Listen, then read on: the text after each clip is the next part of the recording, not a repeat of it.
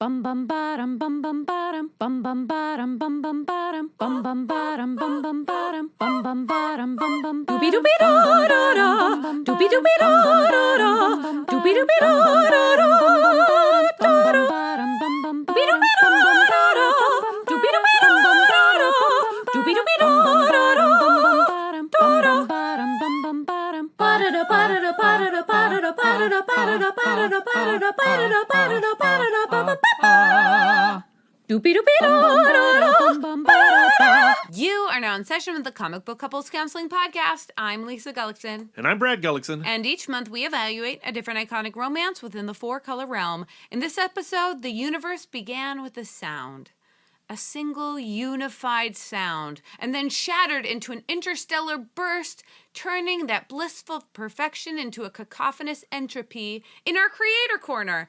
We're having a first convo in a series, a suite even. We're talking to Rick Quinn and Dave Chisholm about Spectrum from Mad Cave Studios. Yeah, Lisa and I love this comic so much. We're like, yeah, it needs to happen every month for the next 6 months. And thankfully, Rick Quinn and Dave Chisholm agreed to such a deal. The first issue in this series comes out tomorrow on New Comic Book Day, and I don't think this is going to be one of those books that your shop is going to speculatively purchase, at least not in bulk quantities, so you're going to want to get to your shop pretty darn early in the day and subscribe to it in your pull box. And I am so deeply anticipating that word getting around because a cult following is going to swarm around this book with our theories, suspicions, our little interpretations of what may or may not be Easter eggs. Anyone who has read Dave Chisholm's Miles Davis and the Search for the Sound knows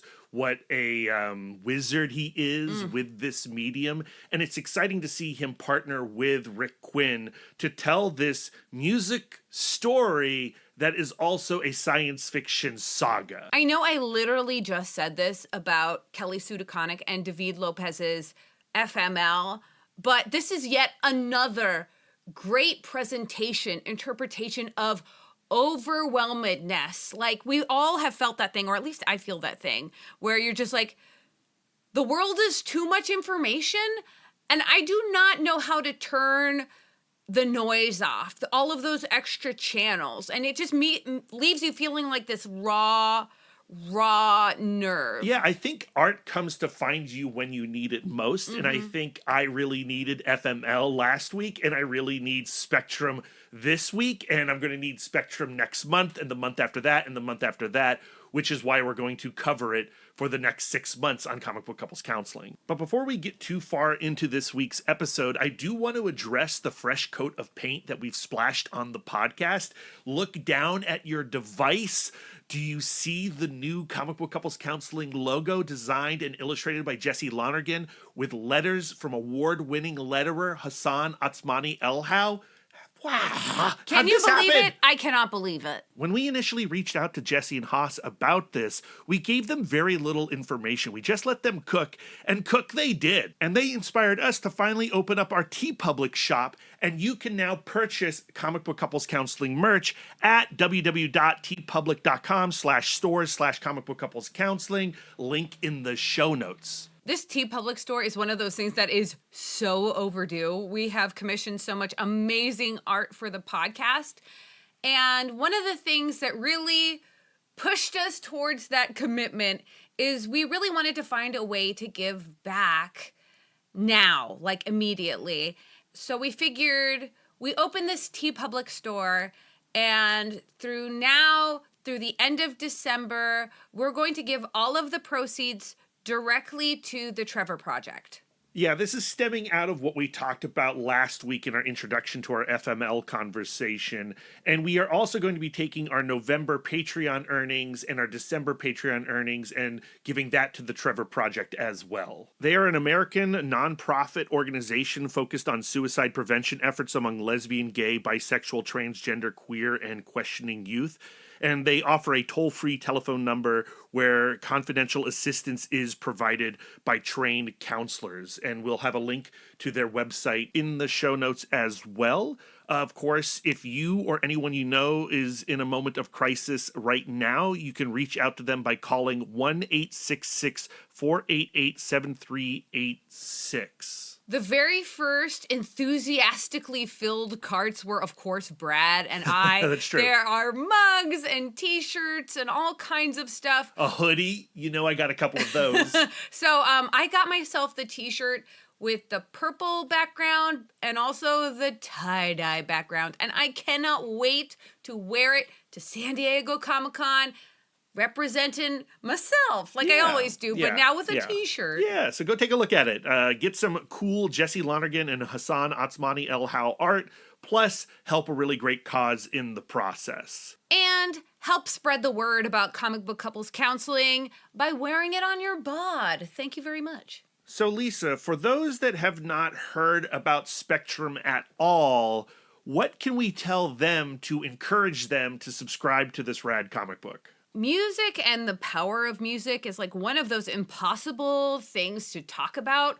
Like one of my least favorite things when I was in music school was having to write a research paper about music, right, which I had to do all of the time because the thing that makes music cool and ineffable and magical, like it's hard to put into words and it's hard to put into images. Yeah, how do you translate one medium into another medium? It's really hard, and a lot of the time makes music sound so boring. Yeah, it just fails utterly. Of course, we talked about that with Dave Chisholm when he was on the show last year discussing Miles Davis and the search for the sound, and he is one of those creators who can somehow translate sound into visuals. And it's literally because he has peak fluency in both things. You know what I mean? Like, he is an amazing musician. He is a brass player, a jazz musician, improviser. He's an educator.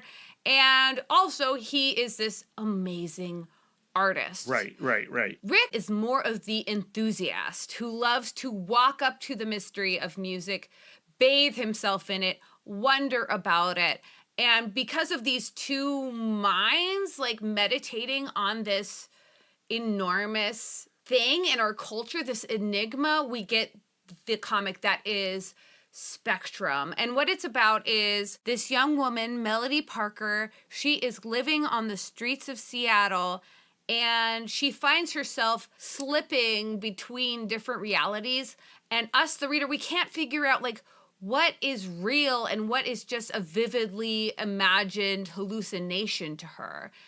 And in this first issue, we discover that there is this hallway that goes behind reality that is unlocked sonically by music. And while she's traveling through this hallway, we're also gaining entrance to an alternate reality that reflects our musical history, but is slightly askew. These are not our icons, but they kind of are our icons. And if you do a little Where's Waldoing, you can have a pretty fun game piecing all these puzzle pieces together.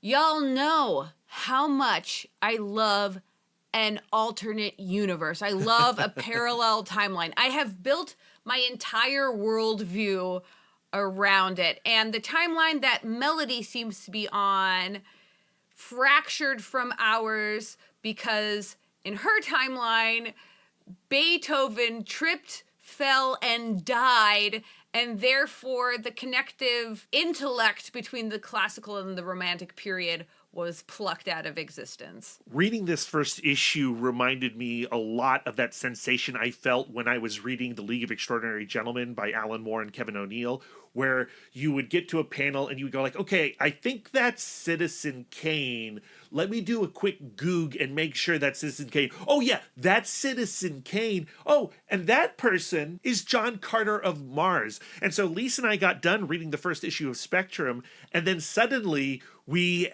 were researching and pinpointing all these uncanny reflections to our pop culture icons. But we only did that because that's how we have fun. we love to research, you can also read this first issue and read Spectrum and just kind of wade in the not knowing, which I think is equally Yeah, for as sure. fun. I think another element that's going to be fascinating with these conversations as we have them every month with Rick Quinn and Dave Chisholm is the fact that I have read the entire series already. They gave us all 6 issues up front because they have been working on this book for years. Dave did Miles Davis and the Search for the Sound after completing a couple issues of Spectrum. But Lisa, she wants to maintain the purity of these chats, so she's only reading each issue as they come out. And if you're wondering, yes, it bothers me that Brad has read the whole thing because I feel like that taints the interview. Well, we talk about that with Rick and Dave at the start of this conversation, and you can hear what they think of our method. Off mic, it's full silent treatment over here. Okay, all right. Let's just get these guys into the love nest and have this conversation about Spectrum number 1. Dave, welcome back to Comic Book Couples Counseling. Hello. Hi, hello. You've brought your collaborator with you. Rick, welcome to Comic Book Couples Counseling. Hello. Hello, how are you? We are wonderful. Elise and I were arguing right before you came on the mic because I have read all of Spectrum at this point, but because we're going to be doing multiple Spectrum episodes, Lisa was like, I'm only going to read 1 issue at a time. So that I don't spoil myself or I don't spoil anything in this conversation. And I feel like Brad's not in the spirit, having read ahead. You know, if I get a bunch of comics, I'm going to read a bunch of comics. That's how it goes, Lisa. Is Brad right for reading the whole thing in advance, or am I right doing the listeners a favor and not getting myself all spoiled? I don't think there's a right or wrong, but damn it, I would have done one at a time personally. I'll tell you that much like in all of the kind of like themes that we explore in Spectrum, I think that like in many realms, including art, including consuming art, the opposite of a right idea can be another right idea. I like Dave's answer. I like it because neither of us are right. Neither of us is more right than the other. Well, actually, I think it will make for an interesting conversation because I think that hopefully, if we did what we intended to do, I mean, a big kind of concern of ours was having the individual reading experience be its own thing, and then having, once you finished it, hopefully you would want to go back and then you'll get more out of it. So I like that we have one of each. It's, actually works perfectly. Well, the first issue of Spectrum on one level operates like this tour through a fictional musical history, and yet it opens in 1999 with the WTO riots, the Battle for Seattle, which is very much a real thing that we know and experienced. Why begin Spectrum at that moment in time? Well, I can speak from the writing point of view. I mean, there's kind of a few different reasons. Probably on personal level, I'm from the Seattle area, and so grew up, like, that happened while I was living there, and so I wasn't there, but I definitely have memories of when it was happening. So it has a biographical element. Historically, it's kind of important for setting the tone of that period. At that time, a lot of the music that I was listening to, a lot of people were kind of influenced by the political ideas that were kind of being spoken of in that moment. So it kind of it has that element as well. And then also, like, I wanted the book to open with a scene of kind of pandemonium of some sort, because thematically it speaks to one of the major themes of the book is kind of this idea of like art and madness, and where is that line drawn?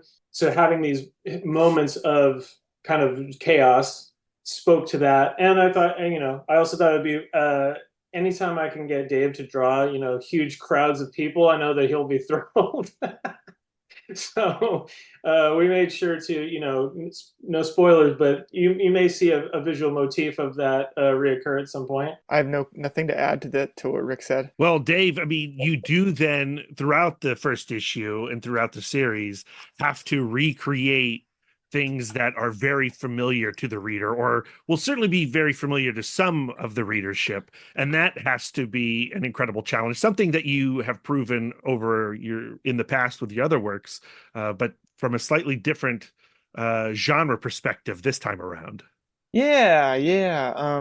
Well, you're talking about like music stuff, right? And like while my degrees in music are in jazz music, um, I like to tell people my cheeky answer of like, what do you listen to? What kind of music do you like? My funny answer is 0% of music I like, actually, statistically, because almost everything that's ever been written and made isn't very good. But the sliver of stuff that I like goes through like all of the different genres and subgenres of music, and it's stuff that fits my criteria of like what I want to listen to.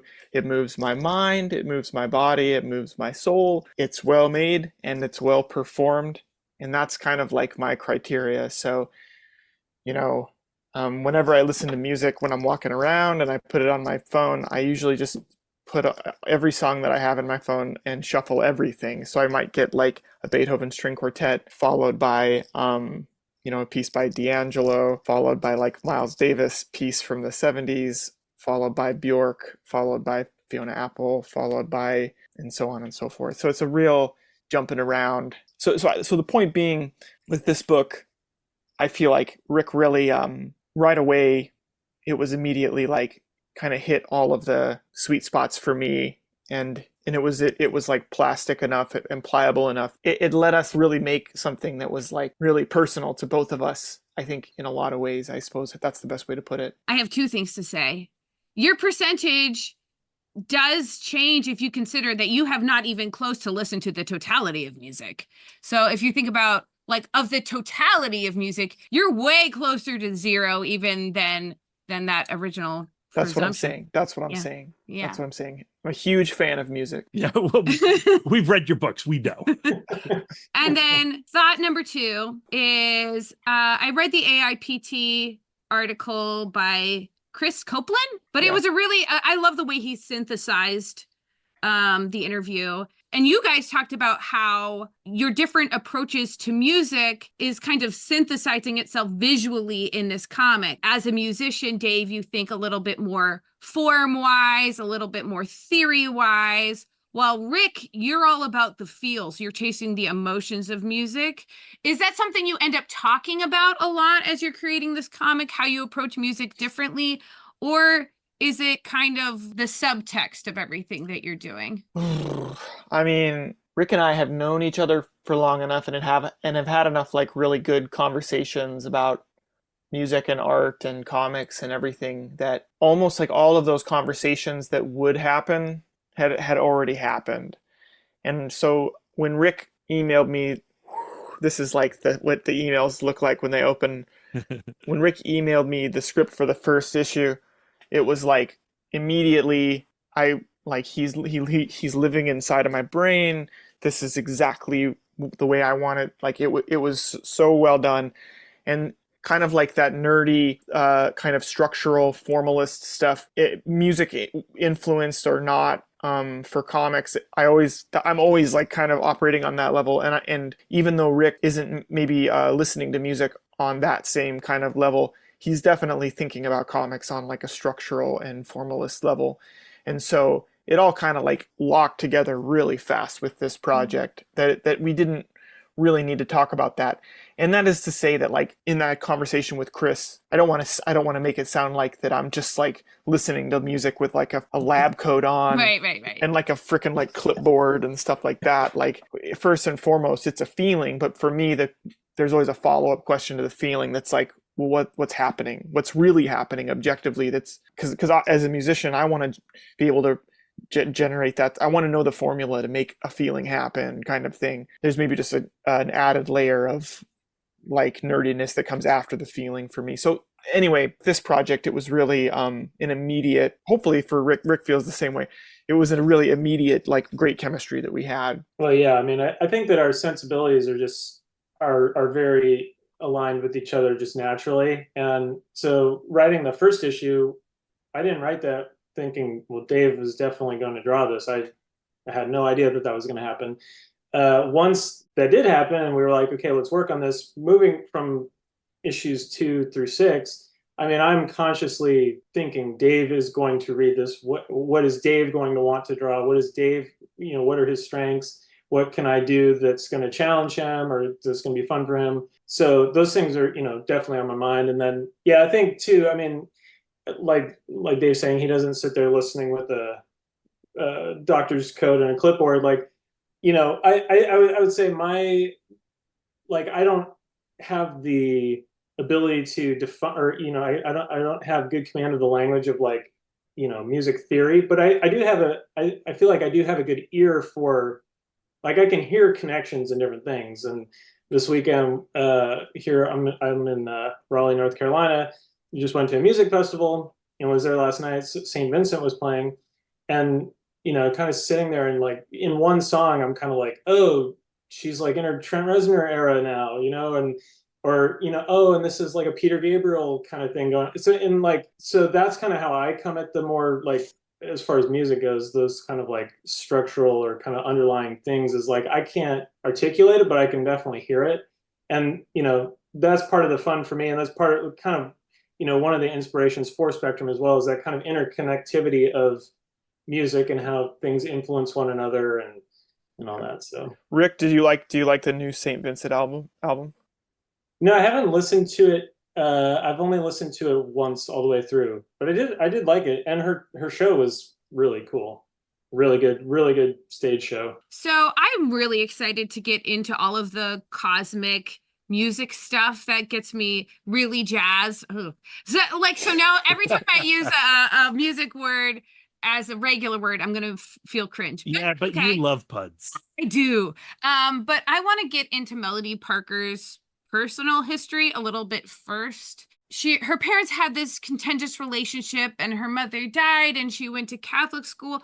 Like, what are some of the considerations that you put into Melody Parker, independent of this cosmic musical connected being that she seems to be, unbeknownst to her? Dave? Oh God.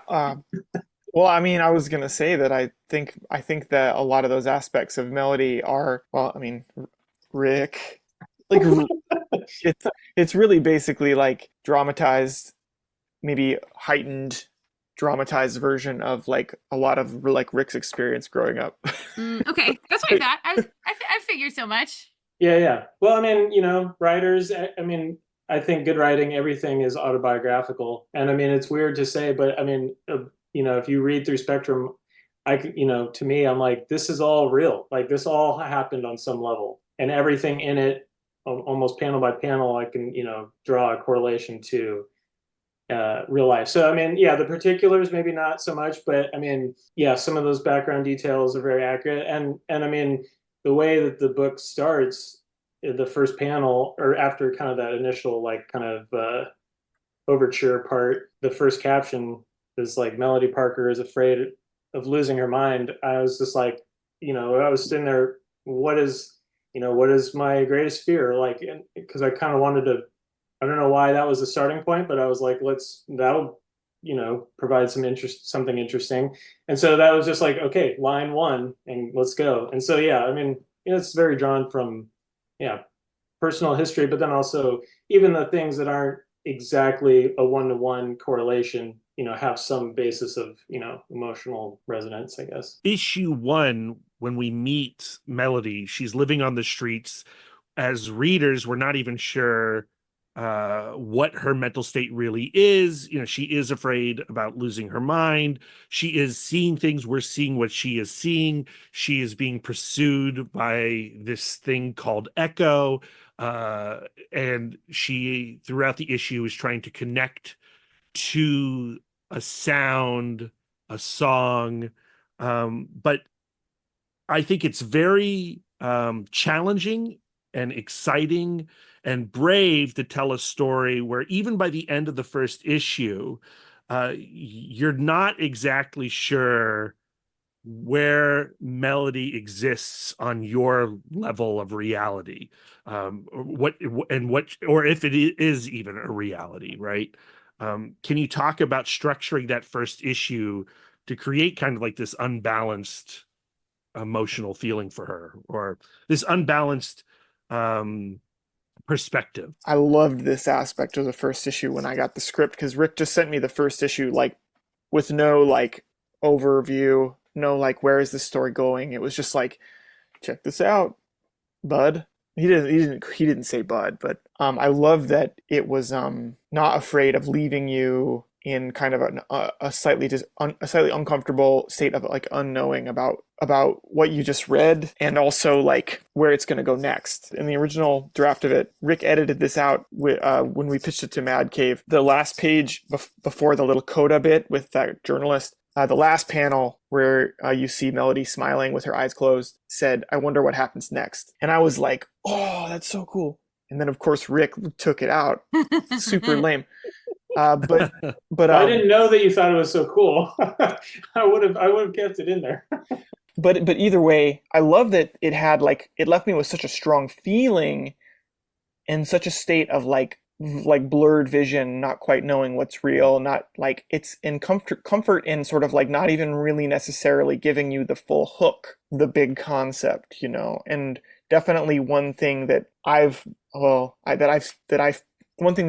kind of like minor gripe that I have with like independent comics is that since we're all like kind of fighting for the same like 15 readers, so often you get like the full conceit, the full reveal, the full big picture, the coolest moment in the whole series by like page 5 of issue 1. Like they don't, like there's not even the patience to wait until page 21 or 22 of issue 1 that like all of the kind of like crucial information is right there on page like 5, with the hope that that makes a big enough splash to create ripples that go in through like a whole series, right? That's not true of everything, of course, but it seems like it's true enough of a lot of things that I've noticed it as a pattern. And it's always been something that like, I know my favorite movies and my favorite TV shows don't necessarily always unfold that way. There tends to be a bit more of like a trickle of information that happens gradually, and maybe like the shape of the whole thing sort of changes as it moves through the new information and everything like that. And I love that this one, that what Rick sent me was like specific enough to give me a feeling, but also kind of like mysterious enough. 3 things: specific enough to leave me with like a really, really strong feeling that was totally unique in my comics reading experience, right? 2, mysterious enough to make me go like, but I don't know what's happening totally by the end of the first issue. And then 3, it was a dense enough issue that I could sit with it, and it took a little while to read through it. It was like, it wasn't like so decompressed that I just kind of like could finish that script in like 10 minutes and be like, all right, I'm done with it. And I think that certain amount of density really is what lets it have such a big feeling at the end of the first issue that maybe I kind of can find lacking with some more like decompressed American comics, because it's such a small chunk, right? It's such a little itty bitty sliver of like pages. That's like 22 pages or whatever. If it was like manga, you can be decompressed but you're reading like 150 pages or whatever it is at a time. So like you can really live in it and inhabit it for long enough. But I feel like with this kind of particular direct market monthly comics format, I want a certain amount of density to the work. I want to be able to sit with it and then reread it again and get a little bit more out of it each time. Really cool for me. Anyway, I know that I talked for like 4 hours just now about that, and it was a question about structure, and there was nothing about structure. So Rick, take it away, bud. Well, where I thought you were going to go, which everything you said, I co-signed, but I thought you were going to go to like it does have a very unconventional structure, and I think the main thing that makes it legible, readable, and enjoyable is Dave's artwork and the way that the artwork kind of morphs and changes along with each piece. I definitely think that's the part that's going to make it accessible to readers and be able to follow. I think the only thing I could really say about the structure is, everything that Dave said, I would love to say that I sat down with all those concepts and then started typing, but it was entirely done by feel. Because I wrote it without kind of a destination in mind, it was very much just writing for myself to express, kind of like what Dave's saying, is like more of a feeling. Yeah, not to to also complain about other comics or other books or whatnot, but like I feel like and I mean, you see this like Netflix shows, for instance. It's like everything has become very plot centric, and it's very like let's parcel out the information that you need to get from point A to point B to point C, but you don't care about anything because it doesn't, like whereas like it just popped in my head like the Blade Runner, Denis Villeneuve's Blade Runner movie. There's like an hour of that movie you could cut completely and still follow the plot, but like those are the parts that make the movie why you love it and why you kind of want keep watching it is because of those moody, shots with no dialogue or just like the music and the cinematography. So again, I think like it wasn't intentional in the sense of like let's sit down and write something that's all over the place. I think it naturally came out of the story that I wanted to tell, and it was luckily Dave read it and was like, let's do this as a series because I was like had so many things going on in my head. I was like, I don't know how I could possibly fit this into 22 pages and then be like, we're done with this. And so part of the another part of the reason why it feels like there's a lot going on is because I'm just like I just got to this has to have it all. And then even though we then got picked up and we had more issues, then every issue still kind of feels like fit as much in there as we can, kind of like to what Dave says, like we both enjoy the density of having something that you can read and reread and analyze and all that. So I mean, the first issue is a mighty meal of a comic. There's so much going on in it. And I don't like saying this with like Dave here, so I'm going to pretend that Dave's not here, but like, yes, the art looks unlike any other comic on the stands. It's incredibly cosmically cool. It's also a book that is incredibly layered, and you've created this alternate history of music that has echoes to our musical history. So you can read it on one level, on one pass, and you can play a kind of a Where's Waldo game and try to find our world in this world. And then you have what's going on with melody, and then you have the way it is being told sequentially and artistically. And so I feel like it is a comic where you don't get 22 pages too often where one pass isn't enough. On the third pass of the first issue, you're still pulling things out of it, and it creates a wonder, and it's that wonder that drags me as a reader into issue 2, not necessarily the full concept laid bare for me. great. Yeah. Yeah. I remember when we started talking about what's next in this after we finished like issue 1, or like after as I was approaching the end of issue 1, I was like, so like what happens in the rest of this story, right? I think I had finished like 1 issue and like 6 pages before I did the Miles Davis book. That I started it before I did the Miles Davis book, and then when I finished the Miles book, we picked it back up. And I remember when Rick sent me like the outline of the rest of the story, I was like, I didn't see it. I didn't really see it, right? Because his outline was, I hate to put it like it was like kind of plot. He kind of just told me the plot, right? Rick, do you remember that? Like you sent me the kind of like very broad bullet points of like issues 2 through 6, and I was like, yeah, what's happening? And then I was like, kind of like prodding him, like, well, what's like the theme, like what's the overall like feeling that people leave this with, and here, is this going to be like coherent, like what's it going to be? And of course it's like, it turned out awesome. I should have just been like, hopefully Rick, those conversations we had weren't just like super annoying and like helped out in your kind of writing it and stuff like that. I know that there was at least one idea that turned into something cool for issue 4, right? yeah. Hopefully it wasn't too annoying. It doesn't serve everything up, and so there is a sense of danger in not drawing a reader in with the first issue. The way I put it is like, we trust our readers. We really, really trust our readers, and you're right. I think that is a bit like of a risk in this market or whatever. But also, like, I tend to think comic book readers and graphic novel readers tend to be like pretty, I would say, like pretty smart people. I think like I've had a lot of really good conversations with people at comic shops and stuff like that. The organization provided by kind of like the art styles doing what's happening throughout the 6 issues and everything, all of the kind of like chronological cues and stuff like that that's happening with the art styles and like organizational kind of stuff hopefully helps people keep all those plates spinning as they read the whole thing. And then the feeling is such a rich kind of aspect of it. I speak for both of us when I say that like there's a certain like cross section of comics readership that like just does such incredible deep dives in works and really will like commit to like a big work, and that's who I hope we like hit with this book, you know. Not that I'm comparing Rick and me to like Alan Moore and like Jason Barrows from like Providence, right? But I think of that one blog that like came out that was like a huge analysis of Providence, and it really made the reading experience of Providence like feasible, because that book, of all books that I've ever read, trusts readers more than anything. And there are references in that book that you, if you're not like knee deep in Lovecraft kind of everything all the time, you will miss it, right?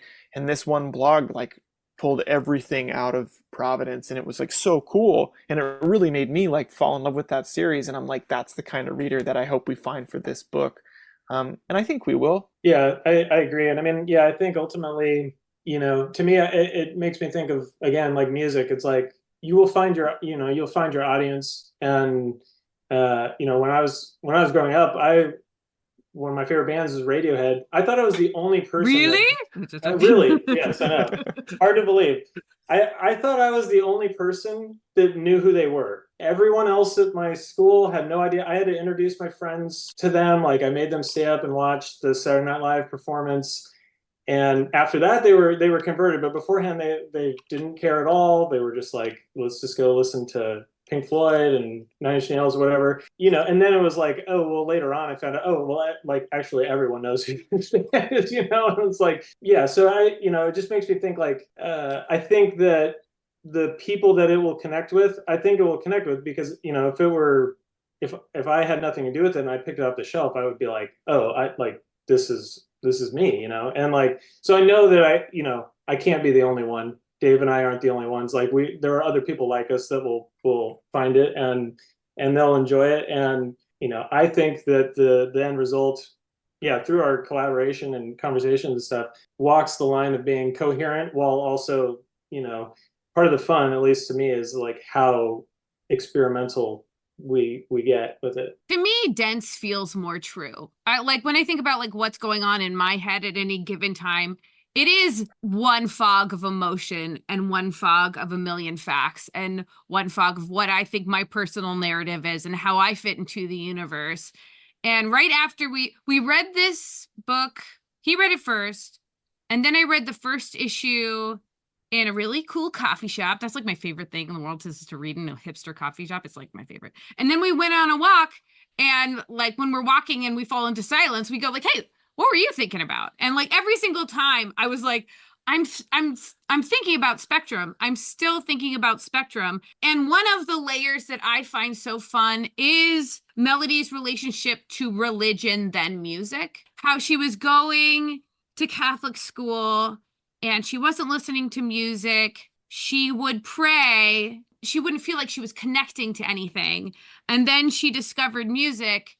And all of a sudden, she felt this tremendous amount of connection to something, perhaps the universe. And like one of the most complicated things, I'm also a music educator. Dave knows this.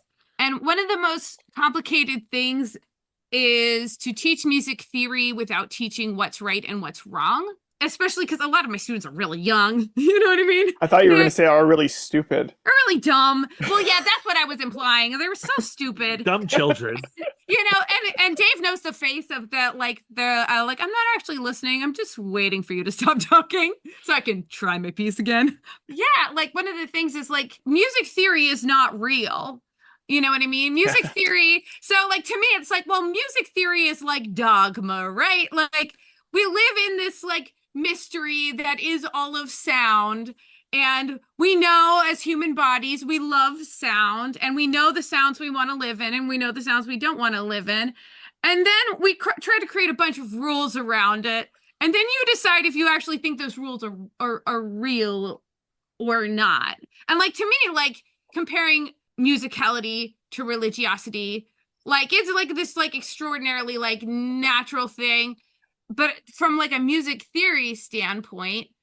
And Rick, I know you're not the music theory guy. Did you have, now that I know this is semi-autobiographical, can you talk a little bit about like, did you have a similar like religious sacred type connection to music or something like that? Well, before I answer that, I mean, I just have to say, like, I think this is the third interview that we've done for this so far, and each interview had the person interviewing us has had like a theory about a element of the book that is like wildly different than what the other two people thought, which I love. Like, I feel like we've already succeeded. We've already got, because I think it's super interesting, especially we've been living with this for years now, and to actually to get to hear your what you kind of walked away thinking about is just super interesting to me.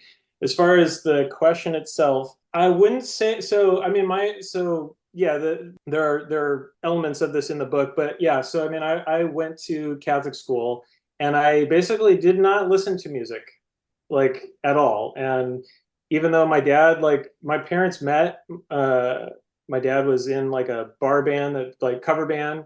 That's how they met. He was, a musician. I like, for some reason it wasn't really like played in the house. And then by the time I kind of like came of age, that was kind of what the cool kids were into. It was very like small school. So there were the cool kids, which was like 95% of the school. And then there were me and my three other friends. And we were like the nerds in the library during recess, playing Magic the Gathering and Star Wars role-playing game and stuff like that. So we didn't really listen to music all that much.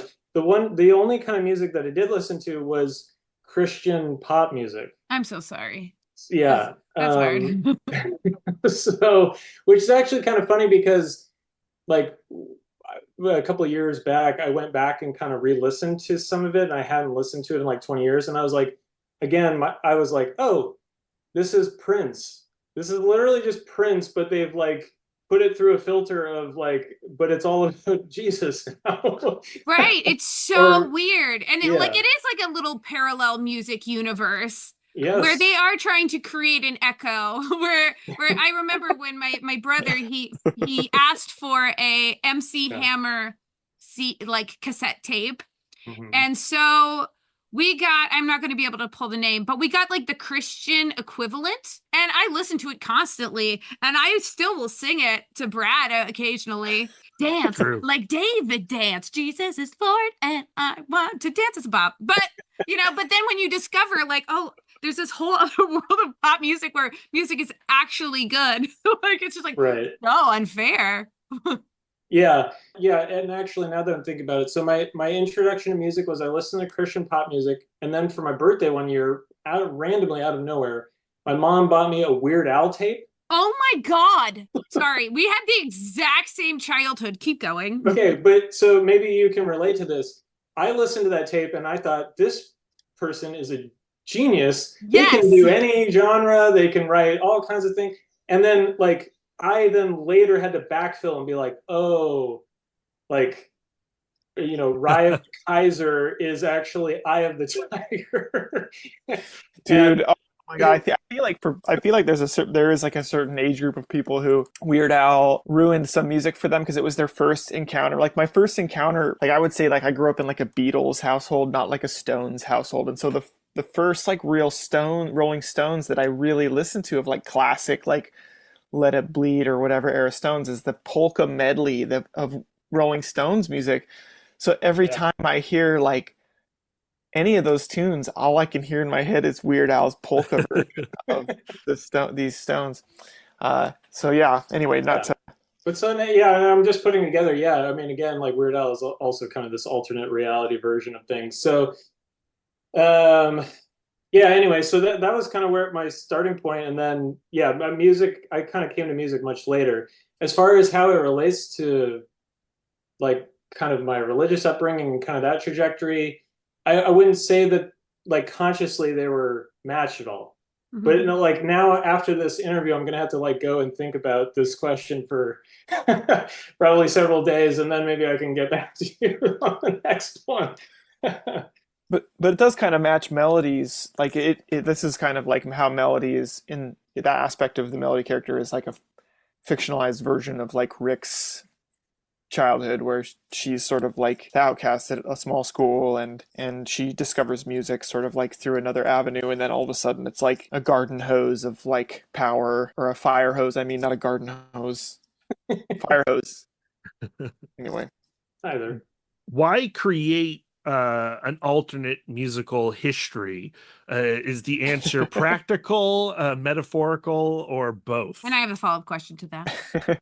uh, I I think the answer is a combination of practical and also like it's a fun challenge, and sort of like it makes it so that we can tell whatever story we want, like legally, first off, and then second off, I don't have to worry about like digging up photographs for reference of to draw like a bunch of characters and stuff. After doing like all of these like non-fictional kind of like books that I've done, it's nice to just be able to kind of like be a bit more freewheeling on my end. But that was part of the choice too. Yeah, I think practical, but then also, I mean, once we kind of came up with this idea of doing this like slightly askew version of things, like to me, it's kind of like the thing that really unlocked the whole project, as far as like, and it unlocked it into like a whole new. Okay, now we're going into a whole nother level of what we're doing here, and I think too, like I was kind of thinking like at the end of the first issue, you kind of have this like coda at the end where this like music journalist character who's talking about like listening to this music and going down this rabbit hole of like all these hidden connections. And I kind of feel like us doing this kind of like alternate version kind of if the reader is interested, can put them on this similar path as well. Like, oh, I need to like figure this out. Like this is a mystery puzzle to put together or whatever. So I think it works on that level too. And yeah, like Dave said, I mean, it just kind of like frees us up too from having to be so connected to anything in reality. We can take it anywhere. Yeah, but it is an invitation, right, to create a blog post. The Tower Records kids, my generation. A lot of personal satisfaction of going and with my mental red yarn and making all of those connections. But I also like the idea of human history splintering at Beethoven. So I want to know, like, why Beethoven? Like, I have my theory of why Beethoven, but why Beethoven? And then I hope I'm right. Originally wasn't conceived as having this like alternate history path. So once we determined that, we're like, okay, we need to have some kind of internal logic of like, why is this the case, whatever. And so we had the Beethoven there because Beethoven's Fifth Symphony, it's like a possibly apocryphal story of like him walking through this park and hearing this chirping of a bird, and is what kind of inspired the like dun dun dun dun, and since the first issue has all this motif of wings and birds and all that was kind of originally like how that got on my radar, is like something that we would want to include. And then once we determined, I think it was like right when we were having the initial conversation of like, okay, we should have this be like an alternate history universe. Right, I think it was just like right off the bat, I just very like grim sense of humor. I was like, well, what if he just trips and cracks his head open? And we're call it a day. And so I think that's pretty much how that ended up.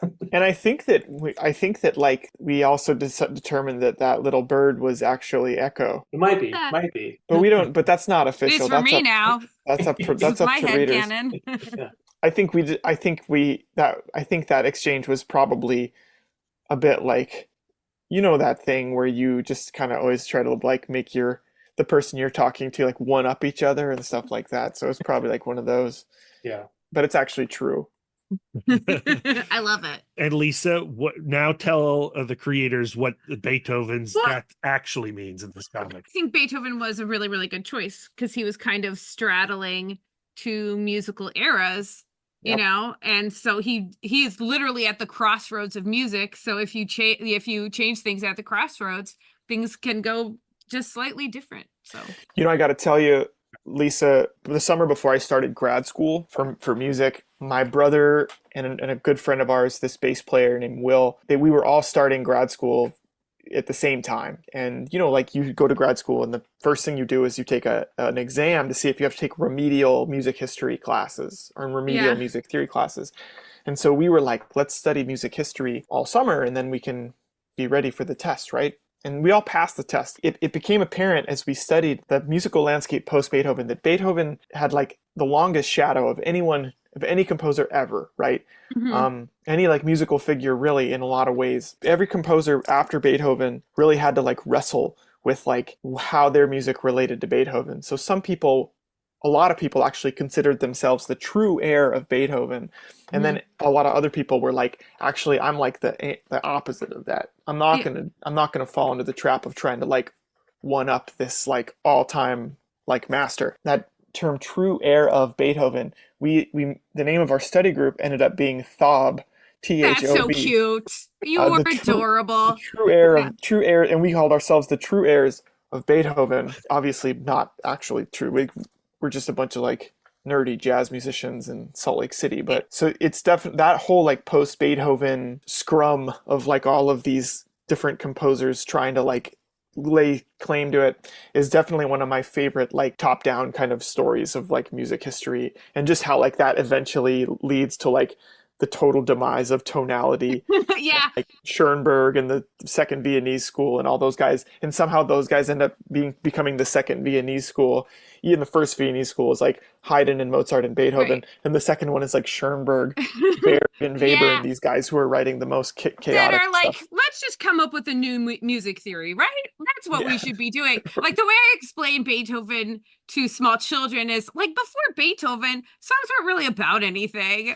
Like, do you know what Minuet in G is about? It's about everything you can do in G. You know what I mean? That's what the song is about. And so after Beethoven, songs had to be about something, and that's a lot of work. It's really, really impossible to wrap our heads around in the 21st century to say like musicians writing music weren't writing music to express personal, inner, autobiographical feelings until this dude, or arguably like one of Bach's sons, who then like influenced Beethoven in that way, like maybe arguably, like I forget which one of his like 17 children it was, but it's a trip to think about that, like all these centuries of people before that, what were they doing? It's really a wild thing to think about. It's wild.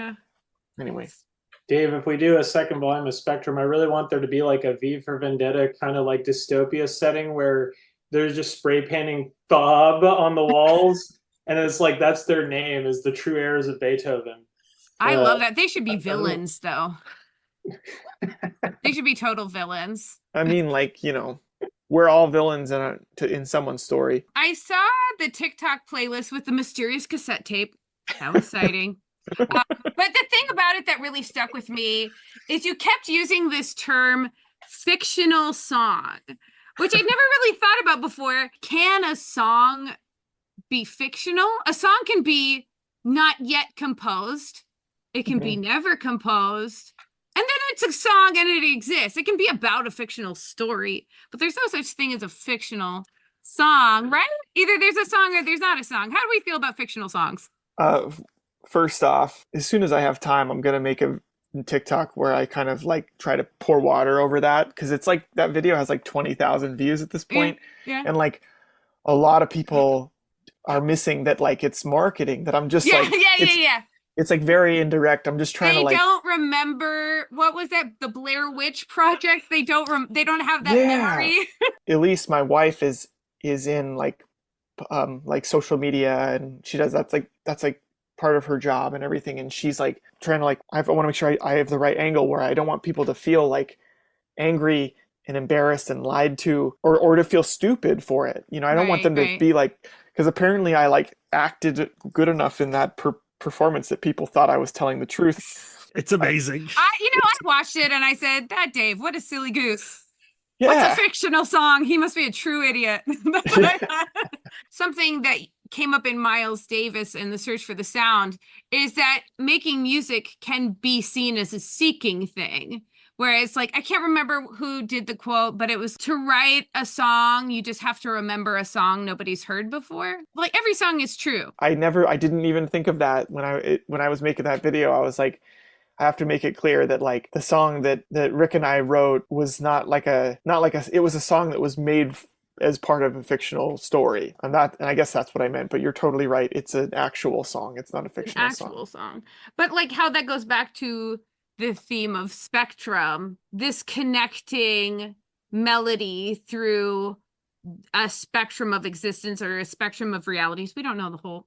Brad might know what's going on. I do not. I know I everything. just read the first issue. The idea of a melody or several melodies or several beautiful sounds connecting different layers of universe, and we're all just looking for those, like, we're looking for the song that resonates with our being, you know. Lisa, you're really onto something with that, but I'm not going to tell you. But that's cool that you, again, as someone who's just read issue 1, you're really good at reading books. Good I marks. really look at them. I get all of the words in here, and then I really think about them. It's cool. Let's just take a moment for cicada appreciation.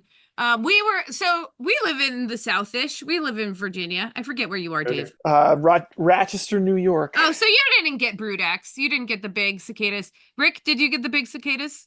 I did. I sent Dave several videos and photos of them, though. It was the biggest event of that year for us. I love cicadas. I think they're so cute. I love to watch them squiggle out of their shells a dozen at a time. I just really love them. But cicadas, just as musicians, little musicians from the ground. How fun. Music is not something that just humanity is participating in. The universe is participating in sound. Why cicadas? Why not whales?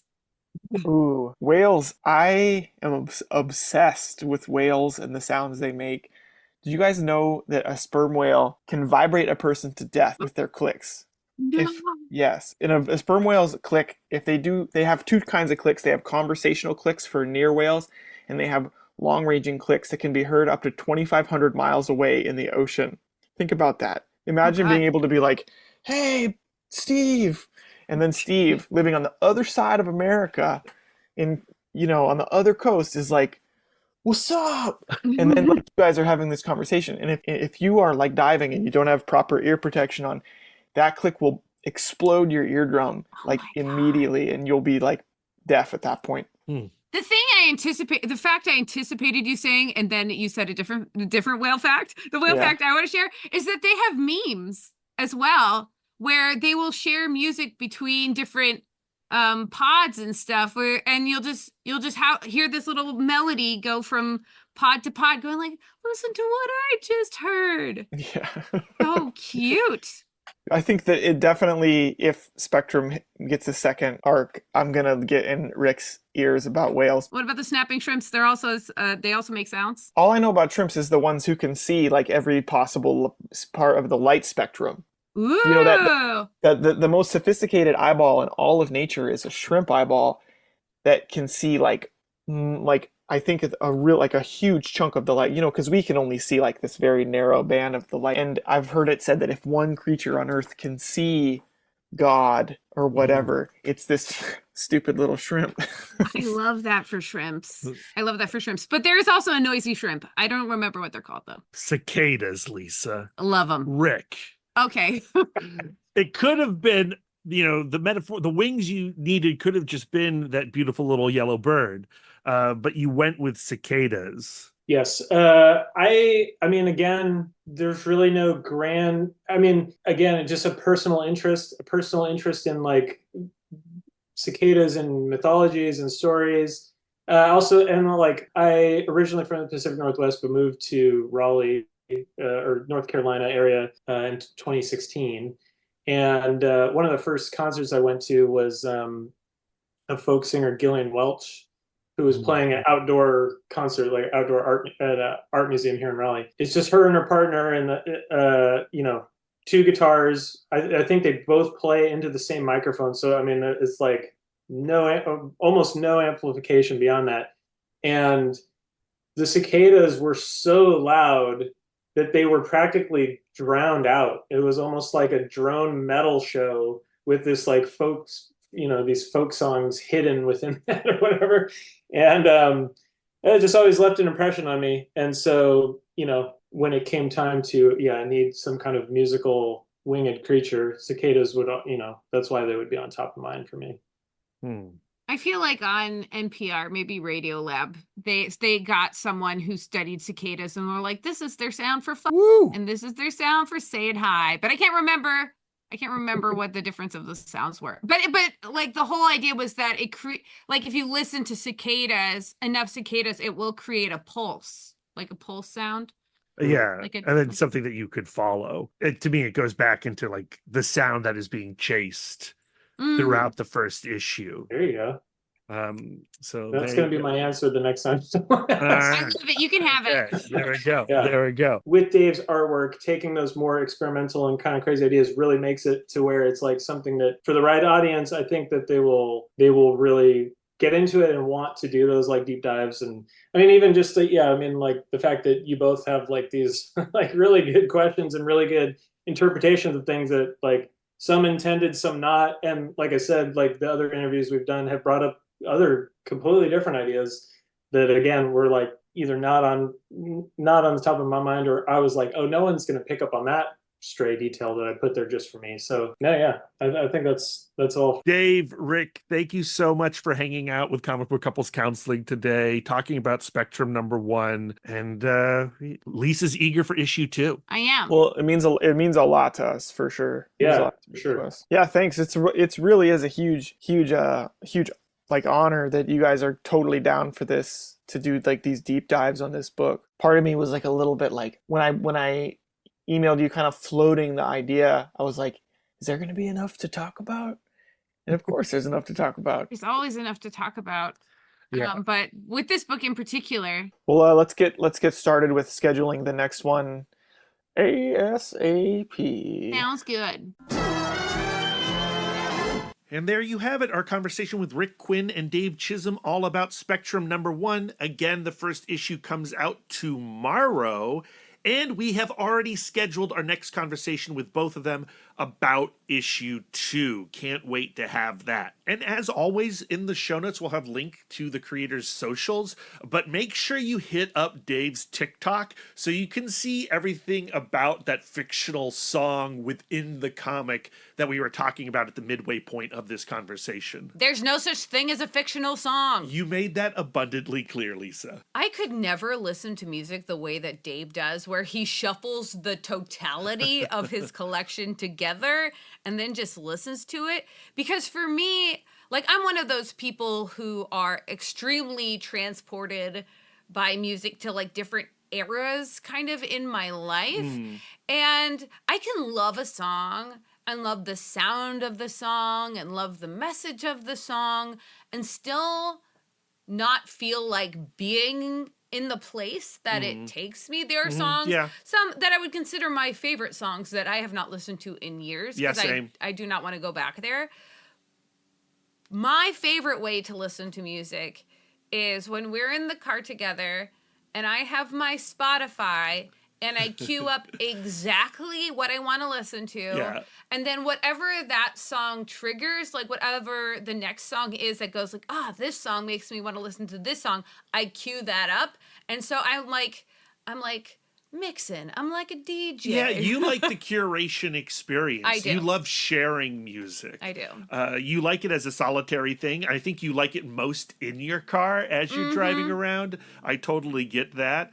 I think I relate more to Rick Quinn and his experience with music. I am not the intellectual music appreciator the way that you and Dave are, but I definitely obsess over the that emotion that you wade into when you listen to certain songs.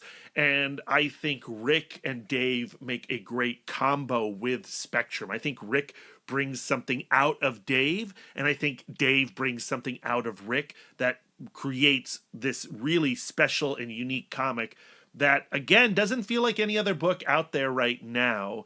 And if you like the first issue, Lisa, I do. Wait until you get to that second issue, that third issue, and that fourth issue. Doesn't he sound smug? It's smug. It's such a turnoff. Like this is a comic that builds, and just gets better and better and better. You might say it crescendos. Yes, it crescendos. So I really hope everyone who listened to this episode hits up their comic book shop and supports this book. It's going to need your support, and it's going to need you to also get on all your socials and tell all your friends about this comic. Mad Cave Studios is doing some really cool stuff right now, but sometimes they get drowned out by the big noise of DC Comics and Marvel Comics, those marketing machines. And so we need to just give them a little extra help with a book like Spectrum. Yeah, and we're selfish. We want to talk about it with you. So, and we're going to. So you have to read it so we can talk. You've got 6 more months of Spectrum conversations here at Comic Book Couples Counseling. Talking about being transported to another time and place, what do we have coming up on the show next week? Next week's going to be a double dip. We're going to have 2 episodes, Ooh. Both episodes, though, celebrating DC Comics, and I guess their great and beloved marketing machine. Tom King is coming back on the show, but this time he is bringing Ryan Sook with him to talk about their new series, Black Canary Best of the Best. And then we're going to have a conversation with Cami Garcia about Teen Titans Starfire. We've had these chats already. We had a great time with all of these creators. These books are pretty unique themselves, and I'm excited to share them with you. I'm a little self-conscious about the Tom King Ryan Sook episode because we recorded that on November 7th, and I came down really hard on wrestling and boxing, and hopefully through editing I can take some of it back. And we recorded it on the day you got your Invisalign, so it's the first conversation recorded that you ever had with this retainer in. Which everybody has given me the feedback that I didn't need to do that announcement, and you cannot tell, and I cannot unhear it though. Yes, fair. Then you can meet us at the movies. We are so excited. We are screening with Film Club in conjunction with 4Color Fantasies, Teenage Mutant Ninja Turtles 3 at the Alamo Drafthouse in Winchester, Virginia on December 15th at 4 p.m. This is a movie that does not play too often. Has it played anywhere in America in the last 30 years? Have you since its been to a release? screening? I doubt it. Let doubt us it. know. It is my first time watching it, so I don't know why they don't screen it often. Is it because it's terrible? No. It has its own vibe. It's not traditionally good, but it is a fun time, and I might have the hot take that it's better than the second film.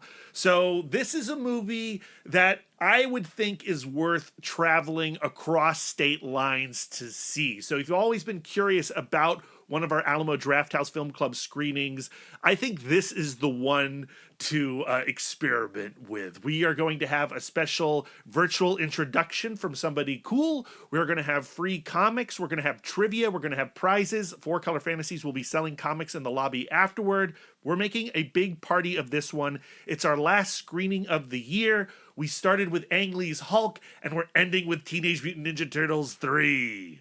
Okay, Brad, I've got to get out of here. I have a recording session in the early 60s. Do you know where my headphones are? Yeah, you're wearing them. Oh, okay. Where can our listeners send the words of affirmation to you? You can find me on most social medias at MouthDork, especially Blue Sky. We're doing a lot of Blue Sky lately.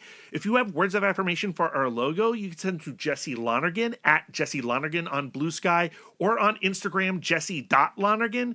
And if you have some words of affirmation for our radical banner art and show posters, send them to Karen Chap on Blue Sky at Charm Gardens.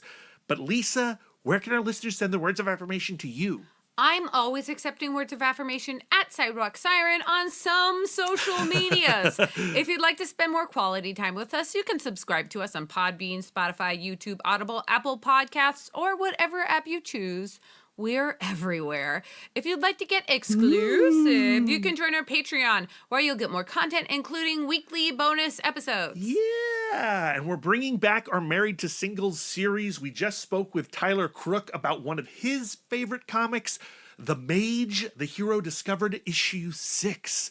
But if you'd like to reach out and touch us electronically, you can email the podcast, cbccpodcast@gmail.com. You can visit our website, comicbookcouplescounseling.com, or follow us on all the socials at CBCC Podcast. You can give us a gift of 5 stars on Audible or Apple Podcasts. And if you'd like to do an active service, why not write a review of the show while they're there? Yes, please. We are on 299 reviews. That's correct. You On could Apple be Podcasts. our 300th review. We would very much appreciate That it. would be great. We are fluent and receptive in all 5 love languages. It really warms our hearts and helps the pod. So until next time, friends, keep your love tank full. And your psychic rapport open. Doopy doopy bum bum ba da bum bum ba da ba.